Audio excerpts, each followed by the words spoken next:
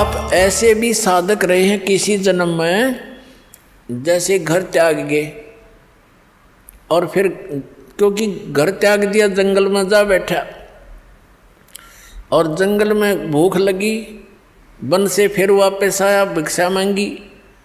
ऐसे ऐसे भी पुण्यात्माओं की जानकारी हमें मिली कि ये ऐसे साधना करता था, गांव से रोटी मांग लाता था, सूखी साखी जैसी कोई देता था, और एक दो रोटी खाता था, बाकी टांग देता था कपड़े में बांध के वृक्ष के।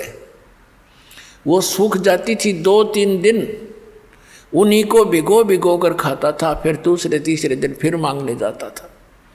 तो परमात्मा कहते तुम ऐसे भी साधक रह चुके हो, इतनी श्रद्धा से, ऐसे संयमी भी रहे, और जिस कारण से आपको क्या मिला, इंद्र कुबेर ईश की पदवी, ब्रह्मा वरुण धर्मराया, विष्णुनाथ के पुर को जाके तो फिर भी वापस आया। ऐसी साधना, ऐसा कति वैराग बना करके, सब कुछ त्याग करके, इतना संयमी रह करके कठिन साधनाएं करने से भी तुझे क्या मिला, इंद्र कुबेर ऊपर के देवता बना दिया। इंद्र किसे कहते हैं? स्वर्ग के राजा को। अब पुण्यात्माओं, हम तो यहाँ एक MLA MP सरपंच बन जाने सोचो, पता नहीं क्या बन गए, अनजानपने में, बगैर ज्ञान के ये बकवाद बाहों प्राणी को। अब इससे तुलना हो जाएगी कि राज्य की क्या आवश्यकता है, कि कैसा है ये राज्य। एक ये इंद्र कैसे बनता है, इसका या तो ये इतना पुण्य करे, धर्म यज्ञ करे, 100 मन देसी घी, एक मन में 40 किलो, 100 मन देसी घी एक बार की यज्ञ में लगावे, उसमें हवन भी हो, भंडारे भी हों। अब जैसे जिसमें 100 मन घी यानी 4000 किलोग्राम जैसे घी लगेगा, तो वहाँ अन्य खर्चा कितना होगा, आटे नमक मिर्च दाल का, तो वो तो गिनती है नहीं फिर। तो ऐसी 100 यज्ञ करे जिसमें 100 मन देसी घी प्रयोग हो, और उसके लिए कुछ कंडीशन है, टर्म एंड कंडीशंस हैं उसकी, कि ये अगर मर्यादा भंग होगी तो वो यज्ञ आपकी मान्य नहीं जाएगी, और 100 यज्ञों में से एक भी खंडित होगी तो नए सिरे करनी पड़ेंगी। फिर उससे क्या मिलेगा, इंद्र की पदवी मिल जाएगी। इंद्र का यानी स्वर्ग का राजा इंद्र होता, जैसे प्रधानमंत्री मान लो भारत का राजा। तो इस प्रयत्न से, इस क्रिया से उसको इंद्र की पोस्ट मिलेगी, उस प्राणी को स्वर्ग का राजा बन जाएगा। अब उस स्वर्ग के अंदर तो आम व्यक्ति भी जाकर ने सोचा मैं सुखी हो जाऊंगा, बोलेपन में अज्ञानता से। अब परमात्मा हमें क्या ज्ञान देना चाहते हैं, इस ज्ञान से आपको सतलोक की इच्छा जागृत होगी। अब क्या बताना चाहते हैं परमात्मा, कि आप तो यहाँ छोटे से राज्य को प्राप्त करने की चेष्टा करते हो, और वो इंद्र का राज्य इतनी साधना करने से प्राप्त होगा। दूसरा उसका तरीका है, इतना तप करे, तप से राज भी प्राप्त होता है, और फिर उसमें भी टर्म एंड कंडीशंस होती हैं। तो वर्तमान जो स्वर्ग का राजा होता है इंद्र, उसको एक और इंस्ट्रक्शन होती है कि तेरे शासन काल में यदि इंद्र की पदवी प्राप्त करने योग्य किसी ने क्रिया कर ली, उसको बीच से ही पद रहित कर दिया जाएगा, और उस आत्मा को उसके पद पर विराजमान कर दिया जाएगा। तो उसको चिंता बनी रहती है स्वर्ग के राजा को, कि कोई पृथ्वी लोक पर इंद्र की पदवी प्राप्त करने योग्य कोई ये क्रिया ना कर ले। उनको खंडित करवाने का उसका सिर धड़कीबाजी लगाए रखता है। आप देख रहे हो यहाँ पर इस पृथ्वी के एक छोटे से MLA MP मंत्री मुख्यमंत्री बनने के लिए ये के कितना उद्मस्तार देते हैं।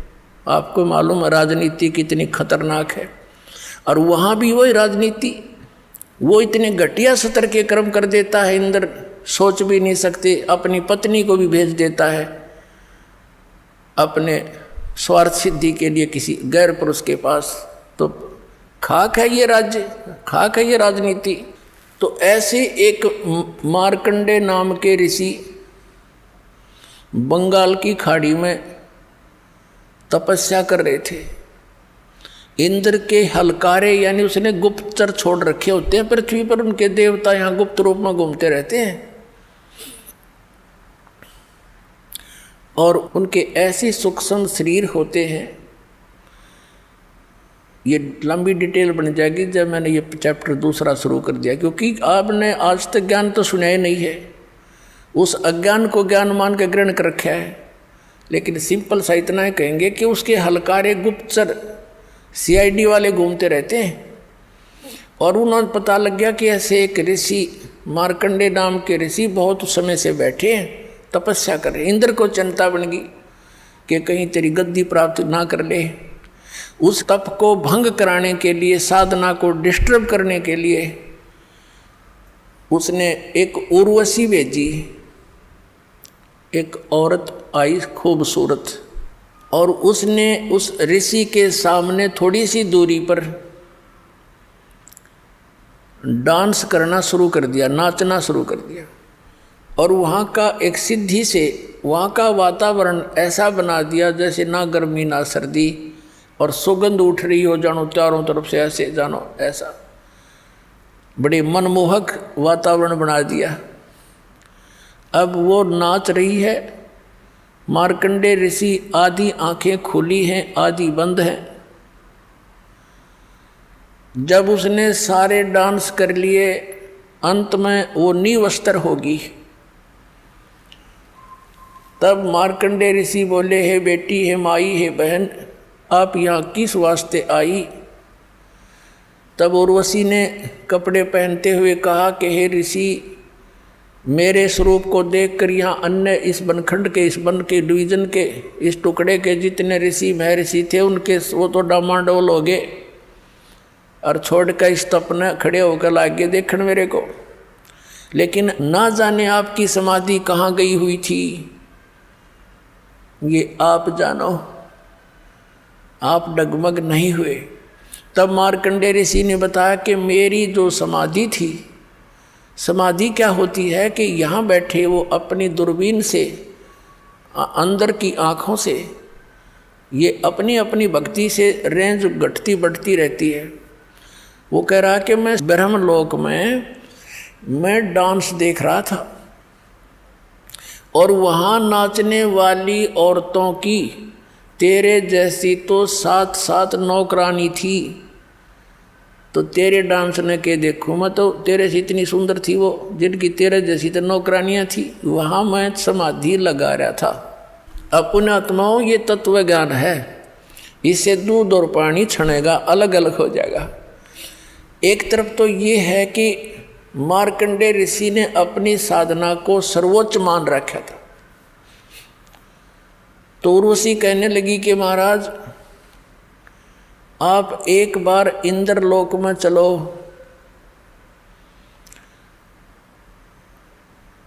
तो मार्कंडे ऋषि ने कहा कि तेरे से कोई और सुंदर हो उसको भेज दे, वो भी ट्राई कर लेगी।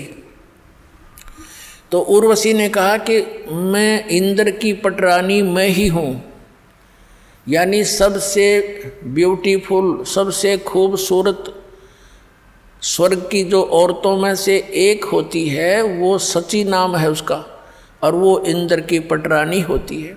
तो वो कहती है मैं ही वो सबसे सुंदर औरत हूँ उस स्वर्ग लोक की, और मैं इंद्र की पटरानी यानी मुख्य पत्नी हूँ। मार्कंडे ऋषि ने कहा कि जब ये इंद्र मर जाएगा तब तू क्या करेगी, क्योंकि ये तो नासवान है। पर उसने सची ने कहा, उर्वशी ने कहा, यानी उर्वशी ने कहा कि मैं 14 इंद्र भोगूंगी।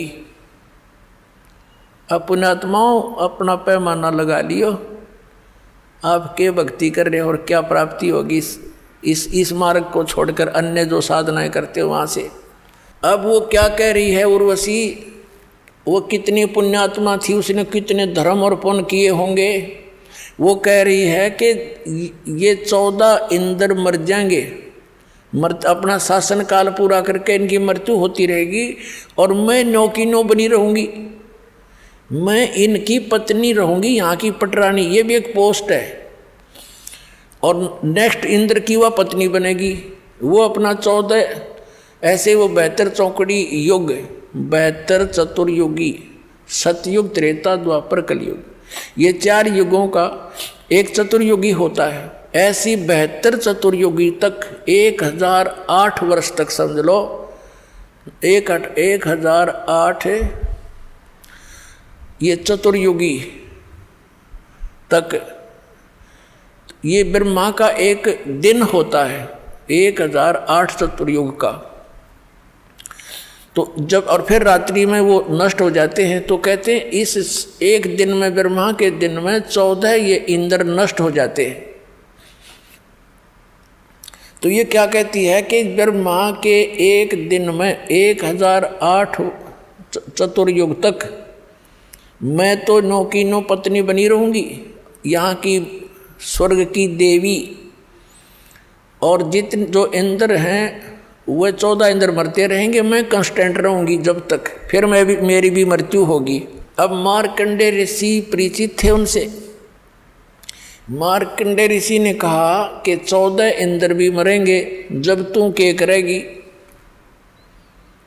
तो वो क्या बताती है, नियम बताती है, उसका प्रतिफल बताती है, सच्चाई बताती है कि जितने अंदर मैं भोगूंगी वो तो गधे बनेंगे मृतलोक में, पृथ्वी पर,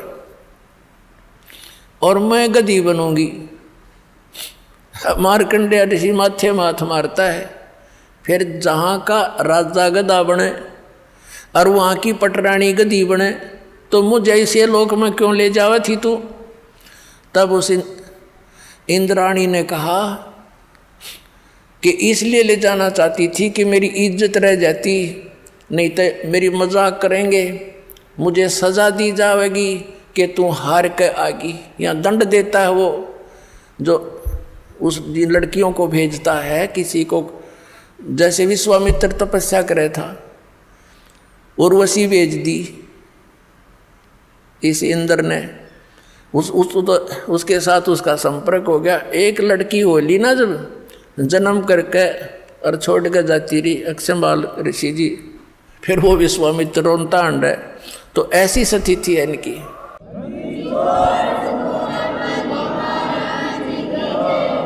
वो क्या कहती है कि मैं अपनी इज्जत रखने वास्ते, और ऐसे वो इंद्र इन ऋषियों को और लड़कियों को जो स्वर्ग में सुखी मानते हैं, स्वर्ग में सुख हो जाता है, उनका वो नौकर हैं उसके सारे, उस इंद्र के, और उनको बाई फोर्स भेजता है कि जा उसका धर्म भंग करके आ, नहीं तो तुझे सजा दूंगा। वहाँ कोड़ों से पीटी जाती हैं औरतें जो स्वर्ग के वासी कहलाते। इस डर के मारे वो कह रही है कि मुझे दुआगन करेंगे, सजा दी जाएगी, आप एक बार चल पड़ो। तब मार्कंडेय ऋषि ने कहा था कि किस लिए ले जाना चाहती थी, कि अपनी इज्जत रखने के लिए, नहीं तो यूँ कहेंगे तू भी हार के आएगी, सबसे सुंदर थी, सबसे शक्तिशाली थी।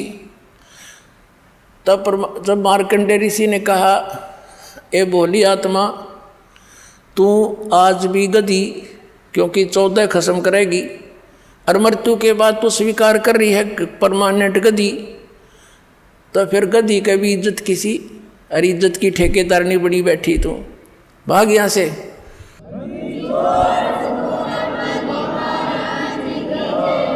फिर क्या हुआ कि इंद्र आ गया वहाँ पर, स्वर्ग का राजा आ गया और कहने लगा, हे बंदनिवाज, हम हारे तुम जीते, इंद्र की गद्दी प्राप्त करो। मार्कंडेय ऋषि कहने लगा, अरे अरे इंद्र तू क्या कह रहा है, इंद्र की गद्दी तो हमारे लिए काग की बीट है, हमें नहीं चाहिए, तो ये रख अपने को। और फिर मार्कंडेय ऋषि ने कहा, इंद्र बात सुन बैठ जा। अब इंद्र तक खुश हो गया कि ऋषि ने बख्श दी मेरी गद्दी वापस, अभी हमने तो इतना ज्ञान है। तब समझाने की चेष्टा की मार्कंडेय ऋषि ने कि देख, मृत्यु के उपरांत तू पशु बनेगा, गधे की योनि में जाएगा, आजा तुझे ऐसी भक्ति बता देता हूँ, तेरा मोक्ष हो जाएगा, ब्रह्मलोक में चला जाएगा। अब और इंद्र क्या कहता है कि महाराज जी ईब तो मौज करने दो, फिर देखूंगा, फिर बोलो। अपने आत्माओं सब वह बीमारी है जो इन स्वर्ग के देवताओं तक के, आपने भी यही है। अब जैसे ये दास किसी को, अपने मित्र प्यारे को, जैसे दास जूनियर इंजीनियर की नौकरी करता था जेई की, तो उन अपने साथियों को भी कोशिश की समझाने की, जो जिसको थोड़ा सा ज्ञान सुहा था उसको बैठा के समझाने की चेष्टा की। तो वो क्या कहता, भाई फिर देखेंगे, फिर देखेंगे, फिर के देखेंगे, गधा बने पाछा तो कुमार देखेगा। फिर